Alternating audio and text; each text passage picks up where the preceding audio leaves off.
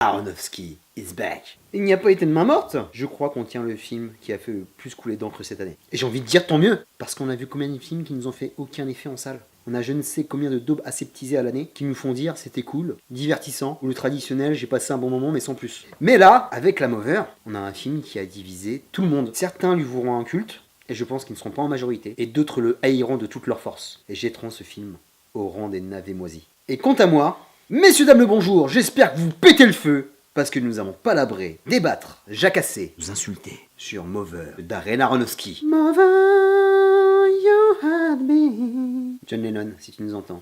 Rest in peace. Juste par le débat que ce film a suscité, ce film marque des points d'entrée. Parce que la pensée unique cinématographique est mauvaise. Il faut débattre de tout. Et Mover nous l'a permis. Et juste pour ça, j'ai envie de dire bravo. J'allais oublier. Qu'est-ce que j'en ai pensé? Non déplaise à beaucoup. Et j'ai kiffé ma race. Et je vous dis ça le plus sereinement possible. Je ne suis pas là pour apporter la contradiction. Je vous donne juste mon point de vue. Parce que monsieur Aronofsky a eu ce cinéma depuis le début de sa carrière. Je ne comprends pas pourquoi vous faites les vierges effarouchées. Il a tout le temps eu un cinéma de parti pris. Mover est un film métaphorique. Avec ce postulat, il va y avoir baston. Parce que c'est proposé par Aronofsky. Il va te demander à toi, spectateur, d'avoir ta réponse. Et ça, les gens n'aiment pas. On va revenir rapidement à l'objet filmique. Techniquement, c'est ouf. Le production design est splendide. On est dans une magnifique maison qui ressemble un peu à un manoir, fait en majorité de bois. Et on ne se lasse pas de passer de pièce en pièce. Et j'ai surkiffé le design sonore, l'ambiance que met les différents sons, que ce soit les bruits de pas sur le bois, la respiration des acteurs, ça te met dans une ambiance suffocante.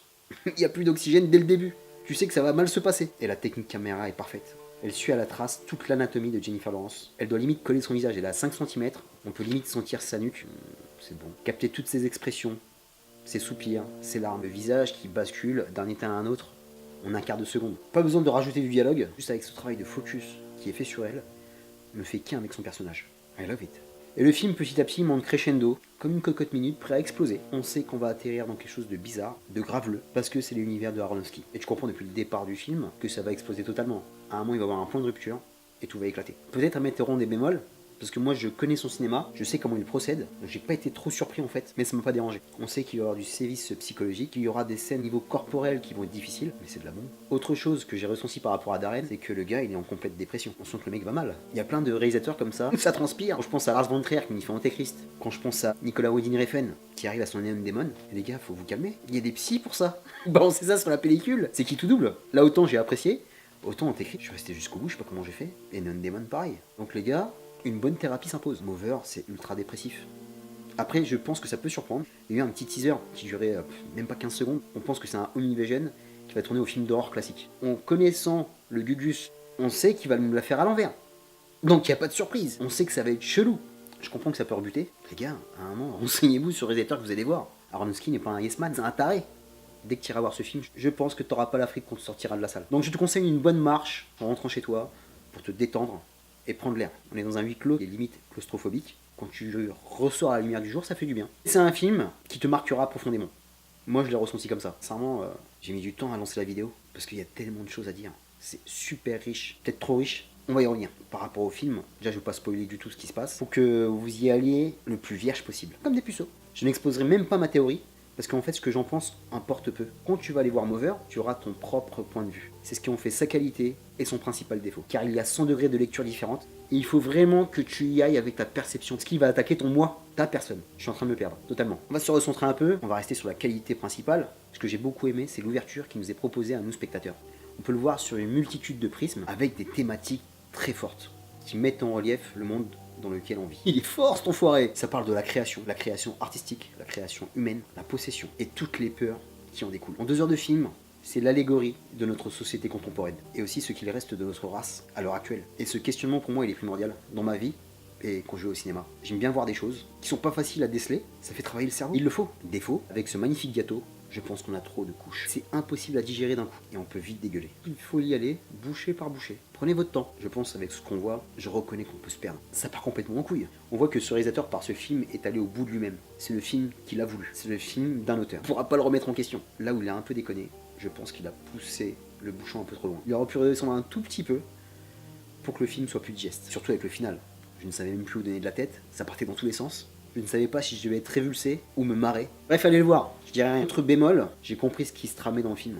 J'aurais préféré avoir la surprise un peu plus tard. Il y avait des signes avant-coureurs qui m'ont indiqué le chemin. Et ça, Darren, je suis un peu fâché. Par rapport à Mover, je ne sais pas ce que va donner la suite de sa carrière. J'ai envie de le féliciter quand même, parce que c'est un réalisateur qui a un parti pris. Ça n'a pas de prix. C'est nul. On sent qu'il a eu du plaisir à faire ce film. Ce film est un peu le pinacle de sa carrière. C'est un peu un résumé condensé de tout ce qu'il a fait avant. Pardonnez-moi l'expression, mais c'est comme s'il jouissait derrière sa caméra.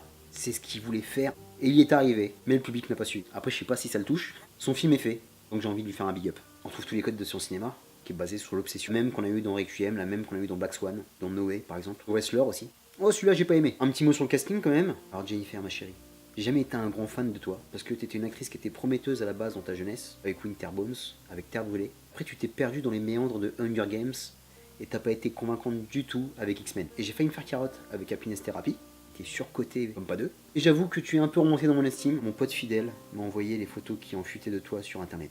Fidèle, un message pour toi, merci pour cette inoubliable.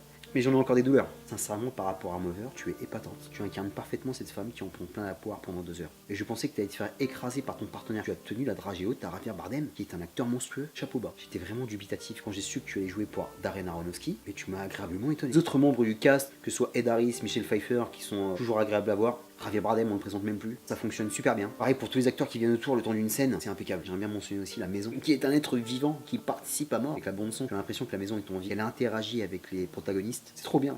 Pour conclure avec Mover, une expérience intense, fantastique, ultra anxiogène, dont vous ne sortirez pas indemne. C'est un film qui est limite indéfendable. Je comprends largement pourquoi il divise. Je reconnais qu'on peut être dégoûté à la vision de ce film. Comme mon voisin au cinéma, qui a claqué son siège et qui est parti en courant. Violence. Mais il ne laissera personne indifférent. Et juste pour ça, c'est fort. Je ne me permets même pas de vous conseiller d'aller le voir, parce que c'est casse-gueule. Vous risquez de m'en vouloir. À ceux qui l'ont vu, n'hésitez pas à mettre un commentaire. Si vous aimez bien Aronofsky, je vous conseille d'y aller.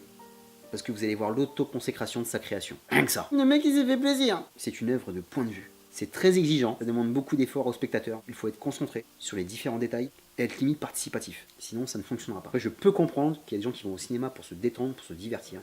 Il n'y a aucun souci là-dessus. Mais ce film, il n'est pas adressé à vous en fait. Donc je peux comprendre que vous le détestiez. Et je peux comprendre que vous aimez pas ma gueule aussi. Il n'y a aucun souci avec ça. Quand je sors de ce genre de film, j'ai envie de dire vive le cinéma. C'est vraiment génial de voir des œuvres aussi fortes. Ça permet de faire avancer le point de vue du spectateur, mais de faire avancer le cinéma tout court. Parce que le cinéma d'eau tiède, mièvre, ça sert plus à grand chose. Trop de choses à dire. Mais je pense que je vais m'arrêter là parce que je vais finir par vous spoiler. Pas cool. Et vraiment pas évidente cette vidéo. Terminus pour Mover, je vous dis à très bientôt pour une prochaine vidéo. D'ici là, portez-vous bien. C'était Rebeu des Bois Chronicles. Peace à toutes les mères de cette terre. Mover, you had me.